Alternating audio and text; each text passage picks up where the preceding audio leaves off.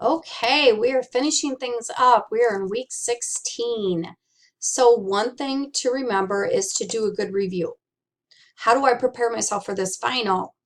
Um, Go through your chapters, anything you highlighted, make note of them or anything. Go through a few problems from each chapter.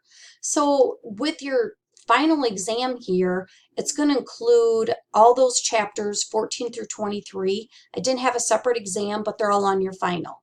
So with the final, I have 2 or 3 questions basically from each chapter. So students overly usually do well.